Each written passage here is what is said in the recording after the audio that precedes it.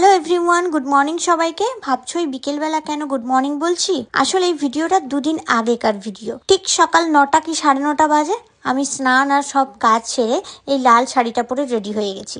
আজকে আমাদের দোকানে পুজো, সেই জন্যই রেডি হয়ে গেছি সকাল সকাল। আমি আর শাশুড়ি মা দুজনেই পুজোর সব কিছু জিনিস নিয়ে বেরিয়ে গেছি। তোমরা অনেকেই দেখেছো আমাদের থার্ড শোরুম ওপেন হয়েছে, সেই জন্যই আমাদেরকে পুজো করাতে যেতে হবে। আর টোটো করে ফার্স্টে আমাদের ফার্স্ট শোরুমটা, যেখানে আমাদের লোকাল শোরুম, সেইখানে গেলাম। গিয়ে দেখি বাবা আর বর্মশাই অলরেডি ওয়েট করছে, কিন্তু ওদের কাজ এখনও কমপ্লিটই হয়নি, তাই আমাদের কিছুক্ষণ বসে থাকতে হলো। এখন বাজে বেলা প্রায় 11টা কি 11:30 হবে। আজকে আরও একটা শুভ দিন। আজকের দিনে বর্মশাই ফার্স্ট টাইম আমাদের সবাইকে নিজে একা ড্রাইভ করে নিয়ে গেছিলো।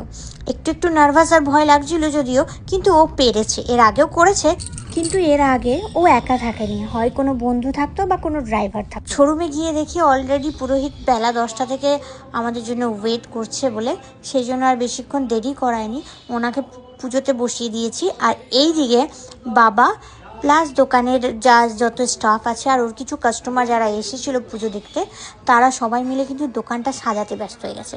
যেহেতু খুবই শর্ট টাইমের মধ্যে আমরা দোকানটা ওপেন করেছি, সেই জন্য সম্পূর্ণটা সাজিয়ে উঠতে পারিনি।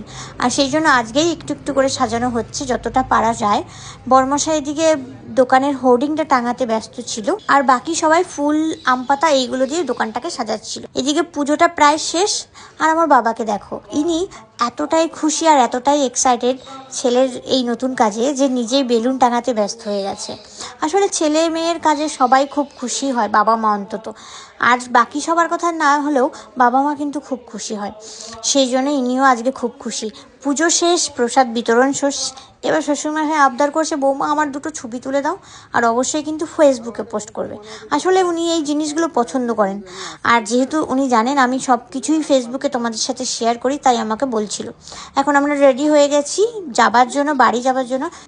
কিন্তু তার আগে বর্মশাই এখানকার ম্যানেজারকে সব কিছু ডিটেলসে বুঝিয়ে দিচ্ছিল। কেমন লাগলো আমাদের শোরুমটা কমেন্ট করে জানিও।